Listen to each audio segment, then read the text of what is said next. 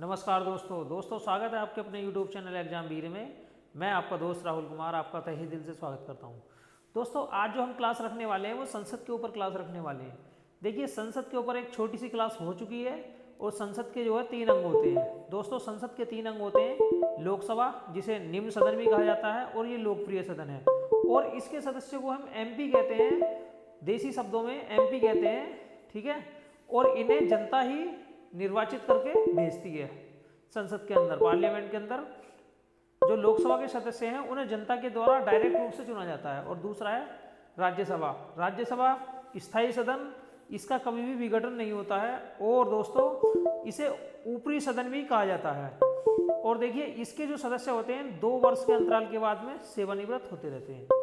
बाकी अगर मैं लोकसभा की बात करूं दोस्तों, तो लोकसभा के सदस्यों का जो कार्यकाल है वो 5 साल होता है और राज्यसभा के सदस्यों का जो कार्यकाल है वो 6 साल होता है। बाकी दोस्तों देखिए अगर मैं बात करता हूँ कि किस राज्य में कितनी कितनी लोकसभा सीटें हैं, ये बात आप अपने राज्य के अनुसार भी देख सकते हैं। देखिए अगर मैं यूपी की बात करूँ तो यूपी के अंदर कुल मिलाकर दोस्तों यूपी के अंदर होती हैं हमारी, एक मिनट,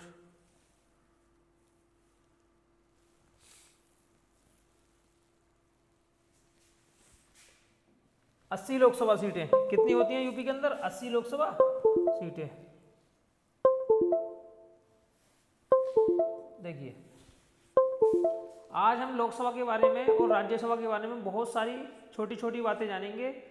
और देखिए संसद की अगर बात कर रहे हैं तो आपको पता ही है संसद के 3 सदन हैं, लोकसभा, राज्यसभा और तीसरा राष्ट्रपति। राष्ट्रपति एक ऐसा पद है जो कि संसद में कभी भी बैठने का कार्य नहीं करते हैं, लेकिन फिर भी वो संसद के सदस्य होते हैं। क्योंकि दोस्तों देखिए वो संसद की कार्यवाही में भाग नहीं लेते हैं, ना ही वो लोकसभा के कार्य में भाग लेते हैं और ना ही राज्यसभा के कार्य में भाग लेते हैं, लेकिन फिर भी वो संसद के सदन होते हैं। क्योंकि जब कोई नियम पारित होता है तो उसे लोकसभा और राज्यसभा द्वारा पारित किया जाता है और राष्ट्रपति के सिग्नेचर के बाद में वो एक्ट बनता है। इसलिए बिना राष्ट्रपति के हस्ताक्षर के कोई भी नियम कानून नहीं बन सकता दोस्तों। इसलिए राष्ट्रपति को संसद का अभिन्न अंग माना जाता है। अब अगर मैं बात करता हूं संसद की, देखिए आप जानते हैं संसद हमारा आर्टिकल 79 में आता है। और देखिए लोकसभा, देखिए अगर लोकसभा की बात करूं, composition of house of the people, जिसे लोगों का, देखिए composition of the house of people, ये आता है आर्टिकल,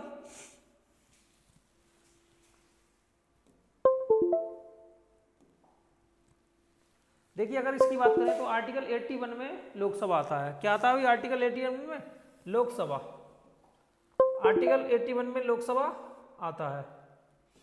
देखिए आर्टिकल 81 में लोकसभा आता है, ठीक है।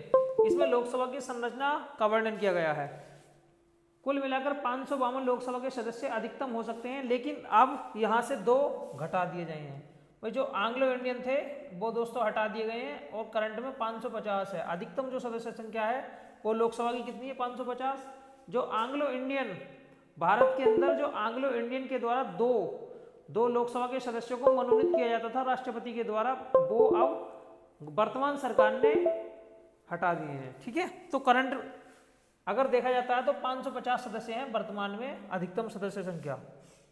अब देखिए यहाँ पर जो लोकसभा के सदस्य हैं वो किस प्रकार से चुने जाते हैं, इसके बारे में भी डिस्कस करेंगे वन बाय वन करके। एक मिनट दोस्तों,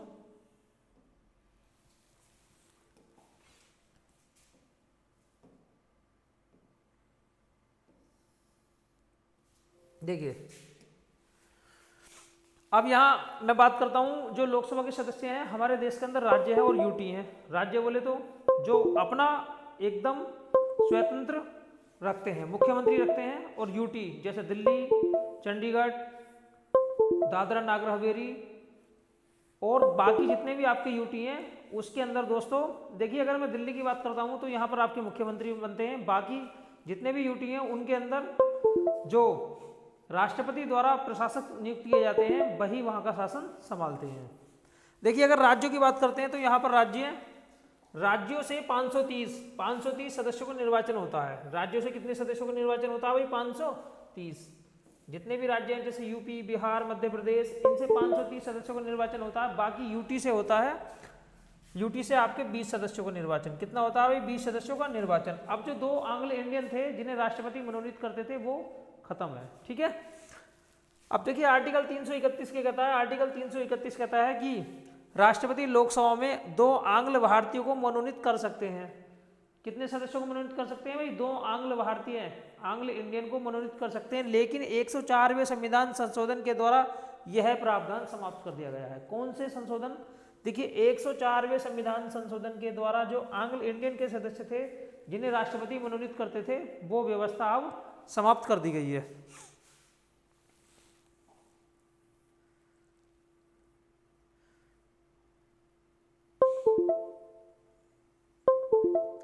अब करंट में अगर देखी जाए तो लोकसभा में अधिकतम 550 सदस्य हो सकते हैं, लेकिन अधिकतम 550 सदस्य हो सकते हैं, लेकिन करंट में जो भारत में सदस्य हैं वो 550 नहीं है। करंट में अगर भारत की बात देखी जाती है, भारत की स्थिति, तो 543 जो भारत में इस टाइम सदस्य हैं वो है 543। कितने हैं भाई? 543। देखिए 543 का जो क्लासिफिकेशन है वो किस प्रकार है?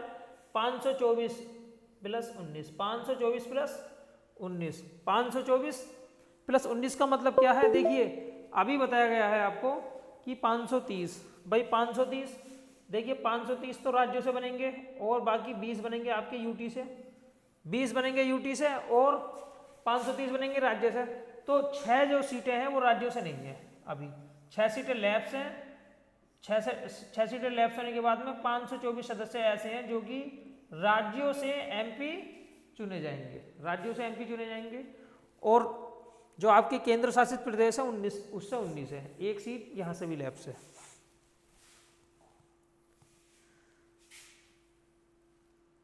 बाकी देखिए जो यहाँ पर लोकसभा की सीटों का जो निर्धारण है वो उसकी जनसंख्या के अनुपात होता है। भाई जिसकी जितनी जनसंख्या उसी में उतनी ज़्यादा सीटें होती हैं। जैसे सबसे ज़्यादा जो जनसंख्या है हमारे देश के अंदर वो उत्तर प्रदेश की है, और उत्तर प्रदेश के अंदर एमपी की जो सीट हैं वो 80 हैं। बाकी बिहार, महाराष्ट्र, इनके अंदर कम जनसंख्या है, तो इनकी जो सीटें हैं दोस्तों वो 80 से काफ़ी कम है। अगर देखिए मैं बात करता हूँ, देखिए राज्य में जो हमारे सदस्य बनने हैं, किसी भी राज्य की अगर हम बात कर लेते हैं, देखिए किसी भी राज्य की अगर मैं बात कर लेता हूँ तो लोकसभा सीटों की जो संख्या है उस राज्य की जनसंख्या के अनुपात के आधार पर ही होगी।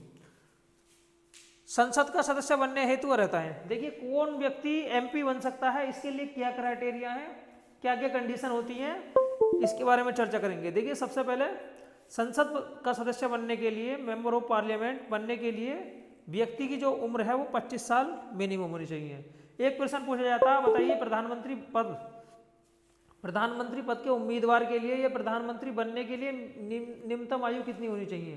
तो ये प्रश्न बहुत ही हल्का है, लेकिन इसे फिर भी काफ़ी बच्चे गलत कर देते हैं। प्रधानमंत्री जो होता है वो लोकसभा में बहुमत दल का नेता होता है, इसलिए प्रधानमंत्री पद के लिए भी 25 साल की मिनिमम एज चाहिए। लेकिन किसी भी देश की अगर विडंबना की बात करी जाए तो बहुत ही कम लोग होते हैं जो नवयुवक प्रधानमंत्री जैसे पद पर पहुंच पाते हैं, क्योंकि ये पद एक ऐसा है जिसमें काफ़ी अनुभव होना चाहिए व्यक्ति को, तब जाकर एक प्रधानमंत्री बन पाता है। क्योंकि पीढ़ी दर पीढ़ी चलती रहते हैं, वही पहले विधायक बने, विधायक के बाद में एमपी बने, एमपी के बाद में मंत्री बने, मंत्री के बाद में दोस्तों तब जाकर बहुत दिनों बाद नंबर आता है। लेकिन एक तरीके से अगर बात देखी जाए तो वंशानुगत श्रेणी से पॉसिबल है ये क्राइटेरिया। जैसे भाई कोई प्रधानमंत्री पद का उम्मीदवार है और अच्छी पार्टी है और उन्होंने अपने बेटे को अगर प्रधानमंत्री पद का उम्मीदवार बना दिया तब तो ऐसा पॉसिबल है। अदरवाइज लोकतंत्र की अगर मैं बात करता हूँ तो ऐसा बहुत कम कंडीशन देखने के लिए मिलती है जहाँ पर कम उम्र का व्यक्ति प्रधानमंत्री बन पाए। देखिए आर्टिकल 84 क्या कहता है? अभी आर्टिकल 84 कहता है कि संसद का सदस्य बनने के लिए क्या क्या कंडीशन जरूरी है। अगर मैं संसद के सदस्य की बात करता हूँ तो सबसे पहले भारत का नागरिक होना जरूरी है। क्या भारत का नागरिक होना चाहिए? व्यक्ति भारत का नागरिक हो, ठीक है, व्यक्ति क्या हो? भारत का नागरिक हो। और राज्यसभा के लिए 30 साल और लोकसभा के लिए 25 साल। देखिए राज्यसभा के लिए कम से कम 30 साल की उम्र का होना जरूरी है और लोकसभा के लिए 25 साल की उम्र का होना जरूरी है। और जितनी भी बाकी शर्तें होती हैं जो संसद के द्वारा बनाई जाती हैं वो सारी शर्तें पूरी करता हो। ठीक है। आर्टिकल 84, देखिए आर्टिकल 84 कहता है कि संसद को यह शक्ति देता है कि वह संसद की सदस्यता धारण करने के लिए संविधान में दी गई अर्हताओं के अतिरिक्त कुछ अन्य अर्हताएं भी निर्धारित कर सकती है। आर्टिकल 84 ये कहता है कि संसद को ये पावर दी गई है कि आप एमपी मेंबर ऑफ पार्लियामेंट संसद का सदस्य बनने के लिए आप कुछ और क्राइटेरिया भी जोड़ना चाहते हैं तो जोड़ सकते हैं। ठीक है, ये आर्टिकल 84 कहता है जो संसद को ये शक्ति देता है। बाकी देखिए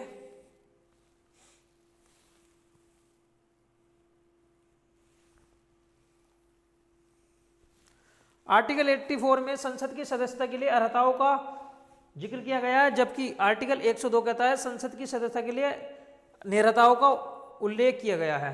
आर्टिकल 102 में निरताओं कि क्या क्या आप नहीं होने चाहिए, और आर्टिकल 84 कहता है कि संसद की सदस्यता के लिए क्या कंडीशन है, डिजायरेबल कंडीशन क्या है, आर्टिकल 84 कहता है। और आर्टिकल जो 102 102 कहता है वो संसद की सदस्यता के लिए निरताओं का उल्लेख करता है।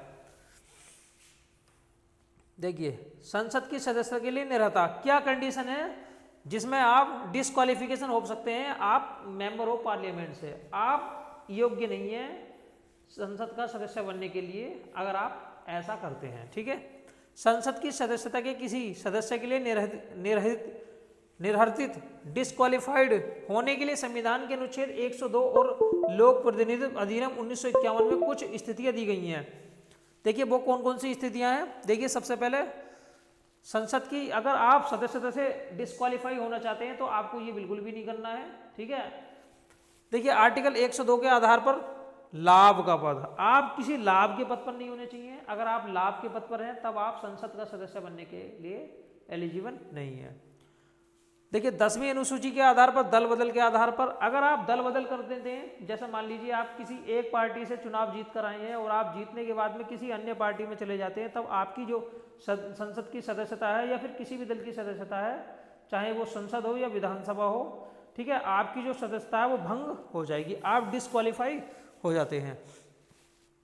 देखिए आगे लोक प्रतिनिधित्व अधिनियम 1951 के आधार पर स्थान रिक्त होने के आधार पर आर्टिकल 102, देखिए आर्टिकल 102 और क्या कहता है, अभी आप लाभ के पद पर नहीं होने चाहिए।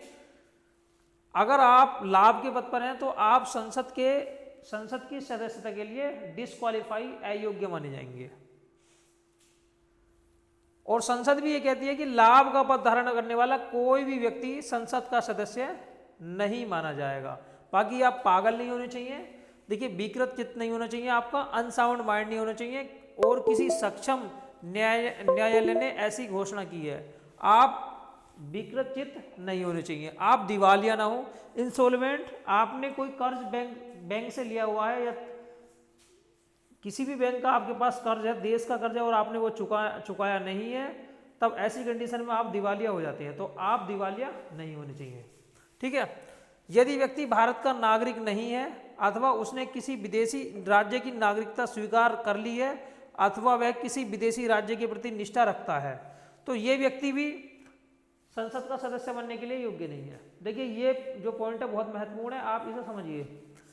देखिए एक व्यक्ति जो भारत का नागरिक नहीं है, जो व्यक्ति भारत का नागरिक नहीं है अथवा उसने किसी विदेशी राज्य की नागरिकता स्वीकार कर ली है, आपने किसी अन्य देश की नागरिकता ग्रहण कर ली, जैसे कनाडा की आपने सिटीजनशिप ले ली है, अमेरिका की ले ली है, ब्रिटेन की ले ली है, किसी भी देश की ले ली है, तब आप एमपी बनने के लिए एलिजिबल नहीं है।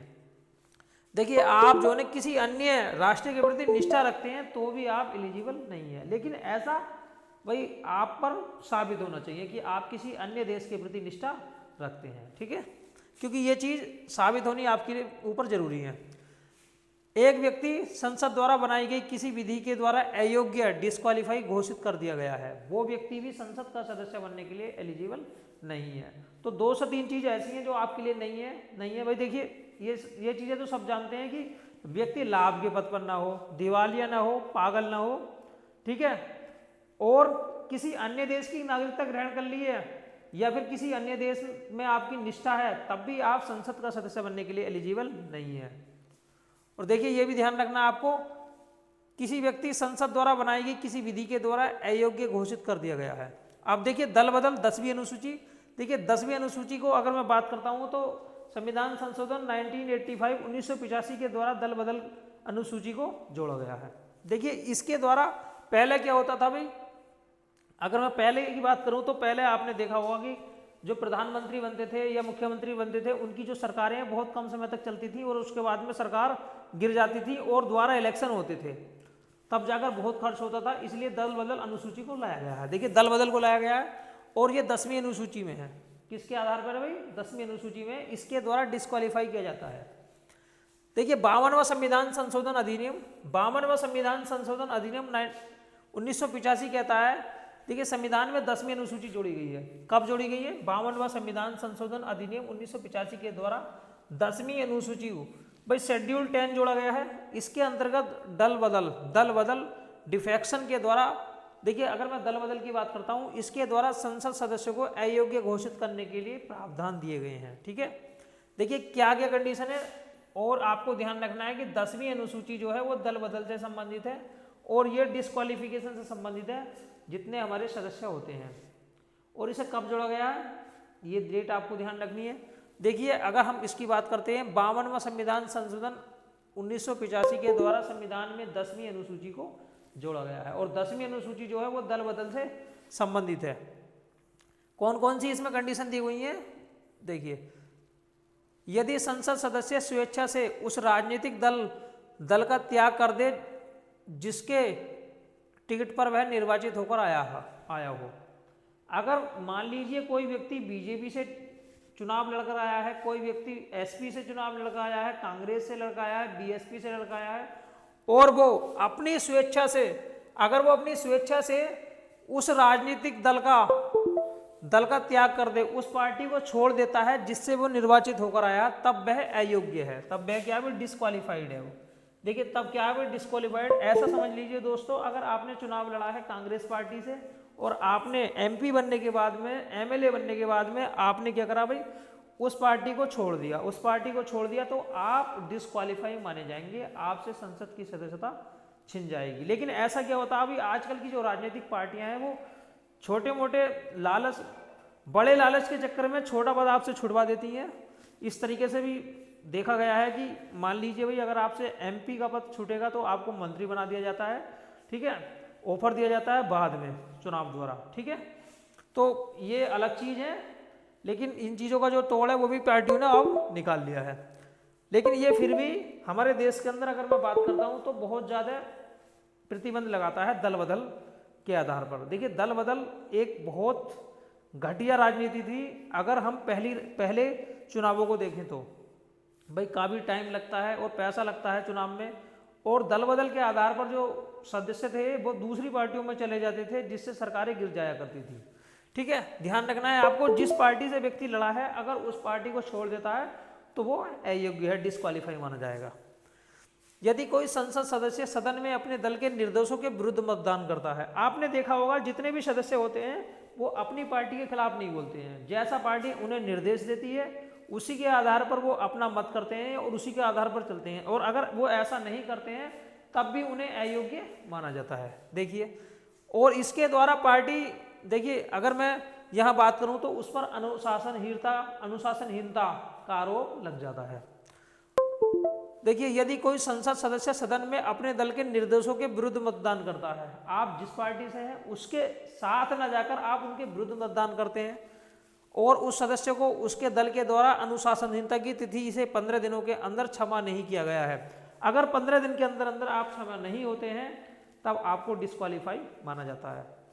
आप जिस पार्टी से हैं आपको उसी के साथ, उसी की विचारधारा के अनुसार काम करना है। अगर आप उसकी विचारधारा से हटते हैं या फिर उसका विरोध करते हैं तब आपको, अगर पार्टी 15 दिन के, देखिए अनुशासनहीन है, आप जो है ना अनुशासनहीन माने जाएंगे और आपको 15 दिन के अंदर अंदर क्या करना है भाई, 15 दिन के अंदर अंदर आपको समाधान उस पार्टी द्वारा जरूरी है। अगर ऐसा नहीं होता तो आप डिस्क्वालीफाई माने जाएंगे। आगे देखिए, अब यहाँ निर्दलीय की बात कर लेते हैं। देखिए बहुत सारे कैंडिडेट ऐसे होते हैं जो निर्दलीय, भाई निर्दलीय भी चुनाव जीत जाते हैं, आपने देखा है निर्दलीय आसानी से चुनाव जीत जाते हैं, जो अच्छी अपनी पहचान बनाते हैं और जनता की सेवा करते हैं, जनता को दिखाते हैं भाई हम अच्छा कर सकते हैं और जनता उन्हें वोट दे देती है, उसे वो किसी भी पार्टी से टिकट लेकर नहीं आते हैं, खुद लड़ते हैं निर्दलीय, जिसे बोलते हैं निर्दलीय। देखिए इंडिपेंडेंट मेंबर की अगर मैं बात करूं, देखिए किसी राजनीतिक दल में शामिल हो जाता है तब भी उसे डिस्क्वालीफाई माना जाएगा। यदि सदन में कोई निर्दलीय सदस्य किसी राजनीतिक दल में शामिल हो जाता है तब भी उसे क्या माना जाएगा भाई, अयोग्य माना जाएगा। यदि कोई मनोनीत सदस्य सदस्यता ग्रहण करने के 6 माह के बाद किसी राजनीतिक दल में शामिल हो जाता है, देखिए क्या कंडीशन है पे भाई, मनोनीत सदस्य है। मनोनीत सदस्य क्या है, लोकसभा के अंदर मैंने आपको बताया दोस्तों, लोकसभा के अंदर 2 एंग्लो इंडियन सदस्यों को मनोनीत किया जाता है। और अगर मैं राज्य विधानसभा की बात करता हूँ, देखिए विधानमंडल के अंदर, विधानसभा के अंदर और विधान परिषद के अंदर भी एक एक सदस्य को जो राज्यपाल हैं वो मनोनीत करने का कार्य करते हैं। यहाँ पर बोला गया है, देखिए मनोनीत सदस्य सदस्यता ग्रहण करने के 6 माह के बाद किसी राजनीतिक दल में शामिल हो जाता है तब भी उसे डिस्क्वालीफाई माना जाएगा।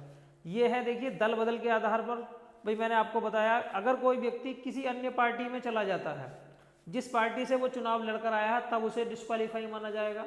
और यदि कोई व्यक्ति अपनी पार्टी के विरुद्ध, उसकी विचारधारा के विरुद्ध मतदान करता है या फिर पार्टी ने उसे अनुशासनहीनता के आरोप में 15 दिन के अंदर अंदर क्षमा नहीं किया, तब भी उसे डिस्क्वालीफाई माना जाएगा।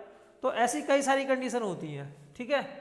और अगर कोई निर्दलीय प्रत्याशी किसी अन्य दल में शामिल हो जाता है, किसी दल में शामिल हो जाता है, अन्य दल का मतलब निर्दलीय तो निर्दलीय है, वो किसी पार्टी का होता नहीं है, किसी दल में शामिल हो जाता है तो भी वो डिस्क्वालीफाई माना जाता है। बाकी देखिए अगर कोई मनोनीत कैंडिडेट है, नॉमिनेट कैंडिडेट है, देखिए नॉमिनेट कैंडिडेट है वो 6 महीने बाद, देखिए सदस्यता ग्रहण करने के 6 माह बाद किसी राजनीतिक दल में शामिल हो जाता है, तो जो भी नॉमिनेट कैंडिडेट होगा उसे 6 महीने के अंदर ही अंदर किसी भी पार्टी की सदस्यता ग्रहण कर लेनी है। और अगर वो 6 महीने के बाद करता है, देखिए 6 महीने के बाद किसी राजनीतिक दल में शामिल होता है तब उसे डिस्क्वालीफाई माना जाएगा। बाकी 10वीं अनुसूची के अंतर्गत जो निर्णेताओं का निर्णय है वो कौन करता है, देखिए ये भी बात कर लेते हैं। तो इसमें लोकसभा का जो अध्यक्ष है, देखिए स्पीकर की अगर मैं बात करूं तो स्पीकर के द्वारा ये सब निर्णय दोस्तों लिए जाते हैं।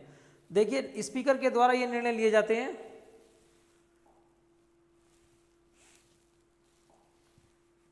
ये 10वीं अनुसूची के अंतर्गत दल बदल के आधार पर जो डिस्क्वालिफिकेशन का विवाद है, जब भी विवाद उत्पन्न होता है तो इसका जो समाधान है राज्यसभा में सभापति। देखिए अगर मैं राज्यसभा की बात करूं तो राज्यसभा के अंदर क्या होता है, सभापति। सभापति कौन होता है भाई, उपराष्ट्रपति। देखिए उपराष्ट्रपति जो होता है वो राज्यसभा का सभापति होता है। और उपराष्ट्रपति एक ऐसा पद है जो कि उसे खुद के पद की सैलरी नहीं मिलती है, उसे अन्य पद की सैलरी मिलती है। उपराष्ट्रपति को उपराष्ट्रपति पद की सैलरी न मिलकर राज्यसभा के सभापति की सैलरी मिलती है, ठीक है। अगर यहाँ बात करी जाती है, देखिए जब भी दल बदल के आधार पर कोई विवाद होता है, वाद विवाद होता है, तो इसका जो निर्णय करता है वो राज्यसभा के अंदर राज्य सभापति चेयरमैन, और लोकसभा में स्पीकर के द्वारा किया जाता है, ठीक है। और इस प्रकार के विवाद में न्यायालय की कोई अधिकारिता नहीं है, कोई भी न्यायालय इसके अंदर आपको निर्णय नहीं सुनाएगा, उसका अधिकार क्षेत्र नहीं आता है, क्योंकि लोकसभा के अंदर लोकसभा अध्यक्ष, ठीक है, जिसे हम बोलते हैं स्पीकर, और राज्यसभा के अंदर सभापति, ये ही निर्णय लेते हैं। देखिए लोकसभा अध्यक्ष के द्वारा दिए गए निर्णय की न्यायिक समीक्षा कर सकता है। देखिए अगर न्यायालय इस विवाद के समाधान हेतु सभापति अथवा लोकसभा अध्यक्ष के द्वारा दिए गए निर्णय की न्यायिक समीक्षा कर सकता है, लेकिन न्यायालय की कोई अधिकारिता नहीं है। हालांकि जो निर्णय सभापति ने और लोकसभा अध्यक्ष के द्वारा दिया गया है उस निर्णय की न्यायिक समीक्षा की जा सकती है न्यायालय के द्वारा, लेकिन यहाँ न्यायालय की कोई अधिकारिता नहीं होती है। अगर दल बदल की बात करी जाती है तब दल बदल से संबंधित जो भी विवाद होता है। अब देखिए लोक प्रतिनिधित्व अधिनियम 1951 के आधार पर जो निर्णय हैं वो क्या हैं।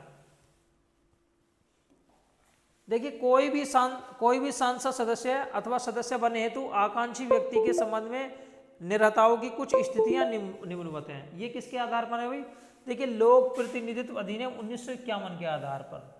दल बदल अलग था, और जो लोक प्रतिनिधित्व अधिनियम 1951 के आधार पर जो निर्णेताएं हैं, जो डिस्क्वालिफाइड कंडीशन है, उनके बारे में देख लेते हैं। देखिए यदि कोई व्यक्ति निर्वाचन से संबंधित भ्रष्ट आचरण का दोषी पाया जाता है, अगर आप निर्वाचन से संबंधित भ्रष्ट आचरण के दोषी पाए जाते हैं तब आप क्या है भाई संसद का सदस्य बनने के लिए एलिजिबल नहीं है। यदि किसी अपराध का दोष सिद्ध होने पर उसे 2 वर्षों या अधिक अवधि की सजा दी जाती है। देखिए अभी आपने देखा था कि राहुल गांधी की जो एमपी की सदस्यता थी वो छिन गई थी। भाई राहुल गांधी की जो सदस्यता थी वो छिन गई थी, वो इसी नियम के आधार पर छिनी थी, क्योंकि उन्हें एक मामले में दोस्तों क्लीन चिट मिली थी और उन्हें 2 साल की सजा भी मिली थी, इसलिए उनकी जो सदस्यता थी एमपी की वो हट गई थी, ठीक है, छिन गई थी उनसे। तो ये बहुत ध्यान रखना है। और ये होता लोक प्रतिनिधित्व अधिनियम 1951 के आधार पर। यदि किसी अपराध का दोष सिद्ध होने पर उसे 2 वर्षों या अधिक अवधि की सजा दी जाती है तब ऐसा हो सकता है। और उदाहरण है करंट में राहुल गांधी की जो सजा है वो सजा के कारण उनकी संसद की सदस्यता छीनी थी। आगे देख लेते हैं दोस्तों। यदि वह निर्धारित समय सीमा में अपने चुनावी खर्च का विवरण देने में असफल रहा हो, भाई आपको समय सीमा के अंदर, टाइम पीरियड के अंदर आपने जितना पैसा खर्च करा है उसका आपको हिसाब किताब देना है, ठीक है। तो ये बहुत बढ़िया तरीका होता है, इसमें बहुत कम फंसते हैं लोग, क्योंकि फंसने का तो चांस ही नहीं है। यहाँ तो ये कागजी कार्यवाही है और कागजी कार्यवाही को हर इंसान पूर्ण करके चलता है। अगर आपने कागजी कार्यवाही यहाँ भी पूरी नहीं की तो आप मार खा सकते हैं। तो जो भी बड़े बड़े लोग जो एमपी का चुनाव लड़ते हैं, एमएलए का चुनाव लड़ते हैं, वो इस चीज़ को तो मेंटेन करके रखते हैं, ठीक है भाई। हालांकि उनके द्वारा हेर फेर किया जाता है, कागजों में खर्च करते हैं 1 करोड़, बताते हैं 25-30 लाख, ठीक है, वो चीज़ अलग है, लेकिन जो कागजों का होता है वही माना जाता है, ठीक है। यदि किसी व्यक्ति ऐसे निगम कॉरपोरेशन में निदेशक अथवा किसी अन्य लाभ के पद पर हो जिसमें सरकार की हिस्सेदारी 25% या उससे अधिक हो। यदि कोई व्यक्ति, देखिए अगर यहाँ बात करी जाती है, यदि कोई भी व्यक्ति ऐसे कॉरपोरेशन में है, किसके, निदेशक अथवा किसी अन्य लाभ के पद पर है, किसी लाभ के पद पर है कोई व्यक्ति, और जो कि निगम होना चाहिए, कॉरपोरेशन होना चाहिए, जिसमें सरकार की जो हिस्सेदारी है वो कितनी होनी चाहिए भाई 25% या उससे अधिक। अगर प्राइवेट में है तो कोई दिक्कत नहीं है, लेकिन अगर वो सरकारी है और इसमें सरकार की जो हिस्सेदारी है 25% से ऊपर है, तब वह व्यक्ति देखिए लाभ के पद पर हो जाएगा और वो संसद का सदस्य बनने के लिए एलिजिबल नहीं है। यदि उसे भ्रष्टाचार अथवा सरकार के प्रति निष्ठाहीनता का दोषी पाए जाने पर सरकारी पद से हटा दिया गया हो। अगर देखिए आप, ये बहुत महत्वपूर्ण है, ध्यान रखना है। अगर आप करप्शन के कारण, देखिए यदि आप करप्शन के कारण अथवा सरकार के प्रति निष्ठाहीन का दोषी पाए जाने पर सरकारी पद से हटा दिया गया हो, तो ये ध्यान रखना है। जब भी आप जॉब करते हैं तो आपको ध्यान रखना है कि आपको करप्शन बिल्कुल भी नहीं करना है, चाहे आप किसी राज्य के एसपी हैं, चाहे आप डीएसपी हैं, चाहे आप आईएएस पीसीएस कुछ भी हैं। अगर आप करप्शन में पाए जाते हैं, अगर आप करप्शन में पाए जाते हैं, या आप नेता भी क्यों नहीं है, कुछ भी है, ठीक है, अगर आप करप्शन में पाए जाते हैं और आप सरकार के प्रति निष्ठाहीन, आप सरकार का सम्मान नहीं करते हैं, निष्ठाहीन जैसा आपका आचरण है, ठीक है, सरकारी पद से अगर आप हटा दिए गए हैं, तब आप एलिजिबल नहीं है मेंबर ऑफ पार्लियामेंट बनने के लिए। तो ये ध्यान रखना है जितने भी सरकारी कैंडिडेट हैं उन्हें। यदि वे सरकार के साथ किसी संविदा, कॉन्ट्रैक्ट अथवा अन्य काम व सेवाओं में हितधारक के रूप में हो। अगर आप सरकार के साथ देखिए संविदा अथवा किसी अन्य काम व सेवाओं में हितधारक, बेनिफिशियरी के रूप में है, तब भी आप एलिजिबल नहीं है। यदि उसे विभिन्न समूहों के बीच शत्रुता बढ़ाने या रिश्वत लेने के लिए दंडित किया गया हो। अगर आप एक तरीके से ग्रुप के अंदर शत्रुता बढ़ाने का काम करते हैं या रिश्वत लेने के लिए दंडित किए गए हैं आपको, तो भी तो आप एलिजिबल नहीं है। तो ये चीज़ें आपको ध्यान रखनी है। ये लोक प्रतिनिधित्व अधिनियम 1951 के आधार पर डिस्क्वालीफाई की कंडीशन है, ठीक है। और देखिए इसे आप पढ़ लेना, क्योंकि ये चीज़ आपकी पढ़ी हुई नहीं है। यदि वह सरकार के साथ किसी संविदा अथवा अन्य काम व सेवाओं में हितधारक के रूप में हो, ठीक है। यदि उसे अस्पृश्यता, अनटचेबिलिटी, दहेज, डाउरी अथवा सती प्रथा जैसे सामाजिक अपराधों के प्रसार में संलिप्त पाया गया हो, तब भी आप एलिजिबल नहीं है मेंबर ऑफ पार्लियामेंट बनने के। तो ये कंडीशन बहुत बहुत खतरनाक है, ध्यान रखना आप, ठीक है भाई। यदि आप कभी भी देखिए आप अनटचेबिलिटी में फंसे हुए हैं, आप डाउरी सिस्टम में फंसे हुए हैं, या फिर सती प्रथा जैसे सामाजिक अपराधों के प्रसार, देखिए आप इन्हें बढ़ावा दे रहे हैं और आप संलिप्त हैं, ऐसा आप पर आरोप सिद्ध हो जाता है, तब आप you are not eligible to make member of parliament candidate. ठीक है, देखिए 10वीं अनुसूची क्या कहती है भाई, 10वीं अनुसूची की 10वीं अनुसूची के अतिरिक्त अन्य निर्धाताओं का जो निर्णय है वो क्या है। संविधान का आर्टिकल 103 संविधान का जो आर्टिकल है 103 है वो कहता है कि यदि आर्टिकल 102 में वर्णित जितनी भी कंडीशन है आपको डिस्क्वालीफाइड करने की, इसके आधार पर किसी संसद सदस्य की निरता से संबंधित कोई प्रश्न उठता है तो उसका निर्णय राष्ट्रपति द्वारा किया जाएगा और राष्ट्रपति द्वारा किया गया निर्णय अंतिम होगा, परंतु राष्ट्रपति इस संबंध में निर्णय लेने से पहले भारत के निर्वाचन आयोग का परामर्श एडवाइस लेगा और उसी राज्य के अनुसार कार्य करेगा। उसी राय के अनुसार कार्य करेगा। देखिए जब भी यहाँ कंडीशन बनती है डिस्क्वालीफाई की, जो आर्टिकल 102 है भाई, आर्टिकल 102 के अनुसार क्या होता है अभी, जब भी आपकी कंडीशन बनती है आप संसद का सदस्य बनने के लिए एलिजिबल नहीं है, आप संसद का सदस्य बनने के लिए डिस्क्वालीफाई हो जाते हैं, तो इससे संबंधित कोई अगर प्रश्न उठता है तो इसमें राष्ट्रपति, देखिए इसमें राष्ट्रपति के द्वारा उसका समाधान किया जाएगा और राष्ट्रपति इसमें अपना निर्णय देने से पहले CIC, देखिए CIC election election commission ECI election commission of India यह ECI election commission of India से निर्णय लेगा और वो उसी की राय के अनुसार काम करेगा। तो ध्यान रखना है कि जब भी कोई वाद विवाद उठता है तो इसमें जो अंतिम निर्णय देने का काम करते हैं वो राष्ट्रपति के द्वारा किया जाता है और राष्ट्रपति ऐसा निर्णय देने से पहले इलेक्शन कमीशन ऑफ इंडिया की राय जरूर लेते हैं।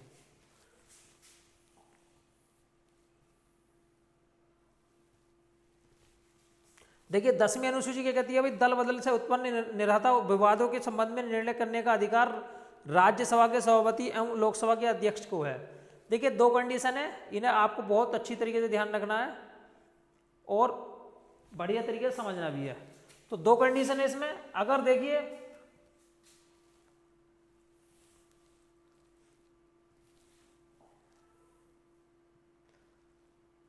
10वीं अनुसूची के अतिरिक्त अन्य निर्धाताओं पर निर्णय, 10वीं अनुसूची कहती है भाई अगर आप दल बदल कर लेते हैं, दल बदल तो अलग चीज़ है, अगर उससे संबंधित और कोई भी मैटर फंस जाता है आपकी संसद की सदस्यता के डिस्क्वालीफाई के लिए, तब 2 कंडीशन है।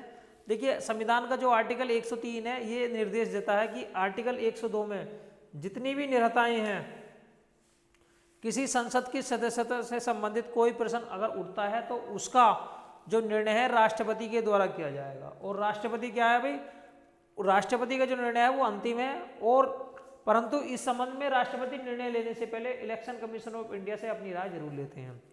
10वीं अनुसूची अर्थात दल बदल से उत्पन्न निर्धाता विवादों के संबंध में निर्णय करने का जो अधिकार है राज्यसभा के अंदर सभापति को और लोकसभा के अंदर अध्यक्ष को होता है, स्पीकर को होता है।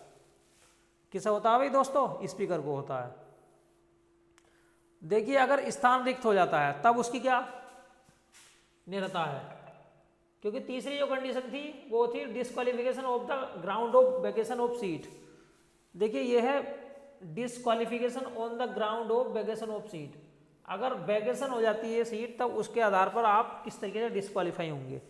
देखिए आर्टिकल 101 क्या कहता है भाई, संसद में किसी सदस्य का स्थान रिक्त होने के संबंध में आर्टिकल 101 कहता है भाई दोहरी सदस्यता क्या कहता है भाई। देखिए यहाँ पर आप इसका नाम पढ़िए, स्थान रिक्त होने के आधार पर निर्धाता, अगर स्थान रिक्त हो जाता है तब आपको आपकी जो निर्धाता है, आपकी जो डिस्क्वालिफिकेशन है वो किस आधार पर होगी। देखिए आपने देखा होगा कि मोदी जी ने दो सीटों से इलेक्शन लड़ा। अगर मैं विधानसभा की बात करता हूँ तो जो बड़े बड़े लोग होते हैं, जैसे मुख्यमंत्री पद के उम्मीदवार होते हैं, वो अपने एक तरीके से ओहदे के लिए 2 जगह से चुनाव लड़ते हैं भाई। जैसे मुलायम सिंह यादव ने 2 जगह से चुनाव लड़ा, अखिलेश यादव ने 2 जगह से चुनाव लड़ा, केजरीवाल जी ने 2 जगह से चुनाव लड़ा, राहुल गांधी जी ने 2 जगह से चुनाव लड़ा। तो ये चीज़ होती है, देखिए उसी के आधार पर है दोहरी सदस्यता। आर्टिकल 101 के अनुसार कोई भी व्यक्ति संसद के दोनों सदनों का सदस्यता नहीं हो सकता। देखिए कोई भी व्यक्ति संसद के दोनों सदनों का सदस्य नहीं हो सकता। संसद के दोनों सदन का मतलब लोकसभा और राज्यसभा, वो दोनों सदनों का सदस्य नहीं हो सकता। और यदि कोई व्यक्ति दोनों सदनों का सदस्य चुन लिया जाता है तो संसद उसके द्वारा स्थान रिक्त करने के संबंध में विधि का निर्माण करेगी। अगर कोई व्यक्ति धोखे से दोनों सदनों का सदस्य बन जाता है तो संसद जो है ना ऐसे संबंध में एक विधि बनाएगी, कानून बनाएगी। देखिए संसद ने लोक प्रतिनिधित्व अधिनियम 1951 द्वारा पारित इस संबंध में निम्नलिखित प्रावधान किए हैं। वो इस प्रकार हैं जो प्रावधान किए गए हैं। देखिए दोस्तों, यदि कोई व्यक्ति संसद के दोनों सदनों का सदस्य चुन लिया जाता है, अगर कोई व्यक्ति धोखे से, ठीक है भाई, संसद के दोनों सदनों का सदस्य चुन लिया जाता है, लोकसभा का सदस्य भी है और राज्यसभा के सदस्य है, तो उसे 10 दिनों के अंदर यह स्पष्ट करना होगा कि वह किस सदन का सदस्य रहना चाहता है।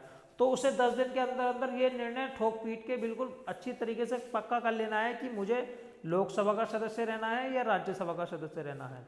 10 दिन के अंदर अंदर ये कार्यवाही उसके द्वारा कंप्लीट कर लेनी चाहिए, ठीक है।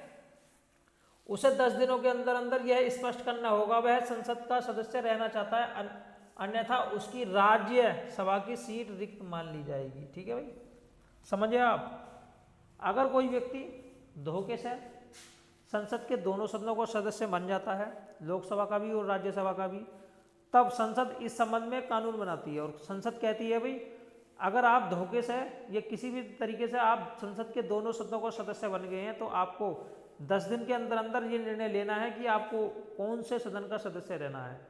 आप चाहें तो लोकसभा का सदस्य रह सकते हैं, आप चाहें तो राज्यसभा का सदस्य रह सकते हैं, लेकिन अगर आपने ऐसा नहीं किया है तो आपसे राज्यसभा की जो सीट है वो छिन जाती है, ठीक है दोस्तों।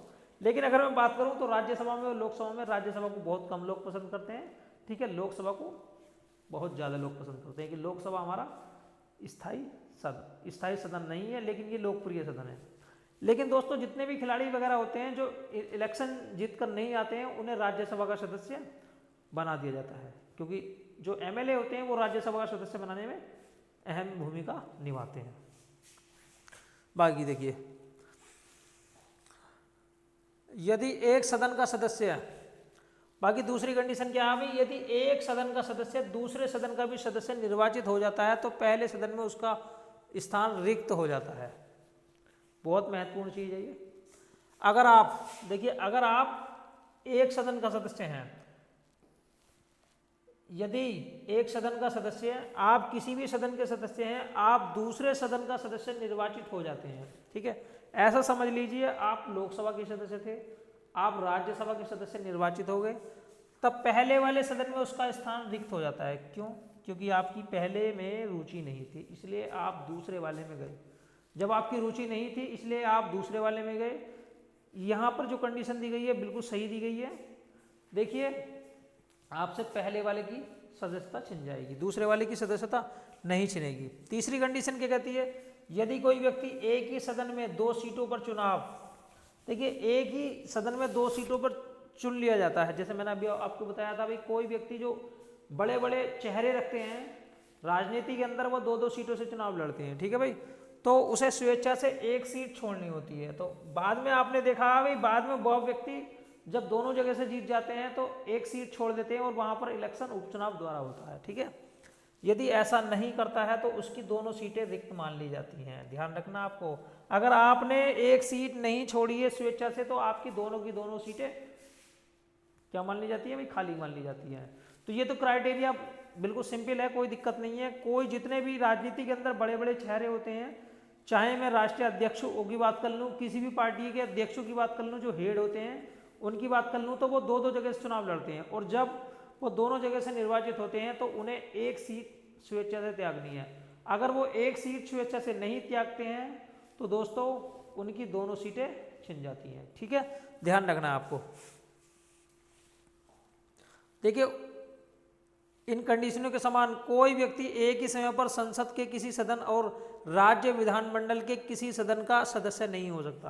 भाई जैसा संसद की बात करी जाए, केंद्र के अंदर संसद है हमारी और राज्य के अंदर विधानसभा है। आप एक टाइम में संसद के और विधानसभा के सदस्य बिल्कुल नहीं हो सकते, ठीक है। देखिए, आप एक टाइम में एक ही व्यक्ति एक ही समय पर संसद के किसी सदन और राज्य विधानमंडल के किसी सदन का सदस्य नहीं हो सकते। ऐसी स्थिति होने पर व्यक्ति को 14 दिनों के अंदर राज्य विधानमंडल की सीट से त्यागपत्र देना होता है, अन्यथा संसद से उसकी सदस्यता समाप्त हो जाती है। तो आपको ये ध्यान रखनी है, बहुत ही महत्वपूर्ण बात है दोस्तों ये।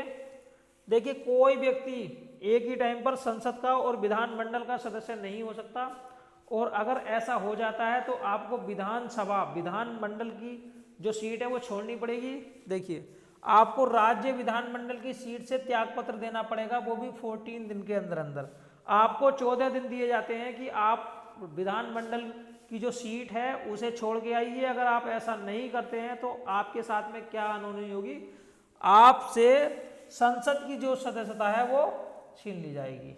ध्यान रखना, संविधान में दी गई निर्धाराओं के आधार पर यदि कोई व्यक्ति संविधान के आर्टिकल 102 एवं अनुसूची 10 में निर्धारित निर्धाराओं का दोषी पाया जाता है तो संसद में उसका स्थान रिक्त हो जाता है। ठीक है, ध्यान रखना ये चीज।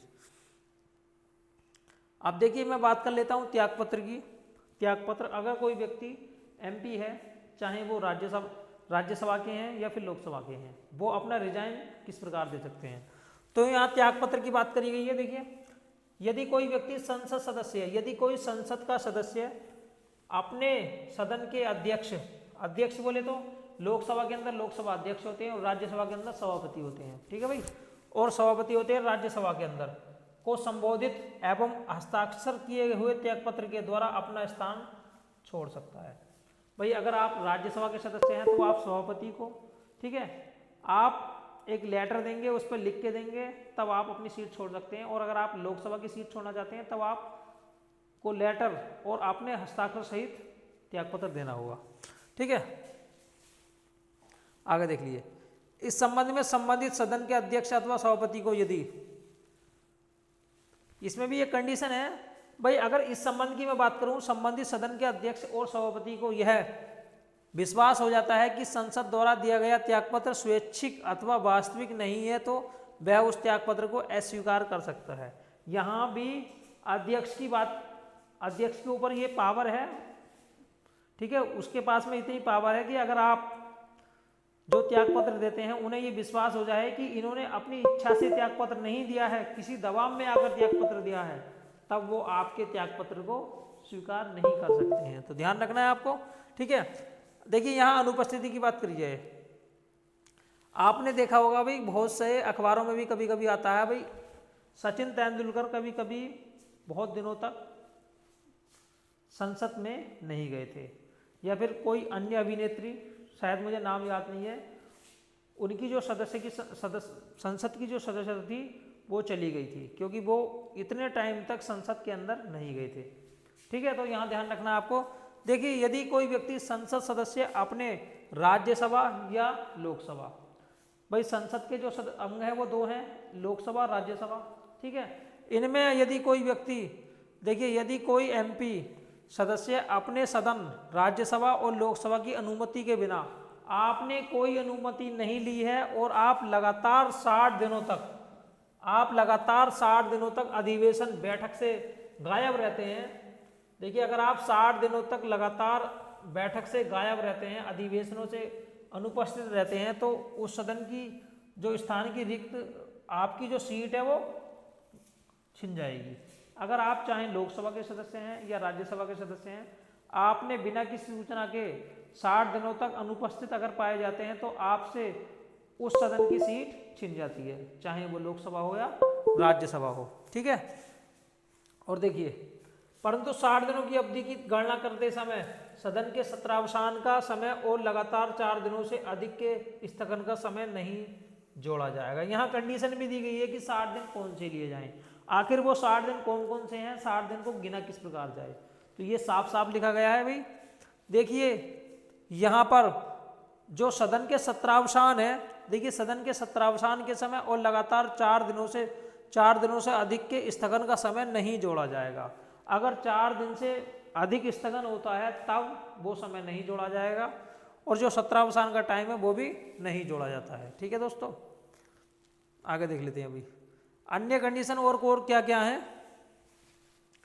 उपर्युक्त के अतिरिक्त अगर अन्य स्थितियां उत्पन्न हो जाती हैं तो किसी संसद सदस्य का जो स्थान है उसके सदन में रिक्त हो जाता है।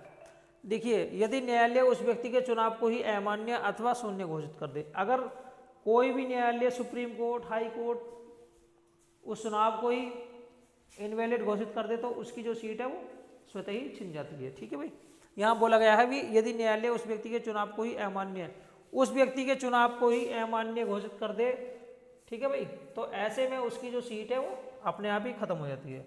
यदि सदन द्वारा उस सदस्य को निष्कासित कर दिया जाए, यदि सदन उस व्यक्ति को निष्कासित कर दे तो भी उसकी जो सीट है वो शून्य हो जाती है।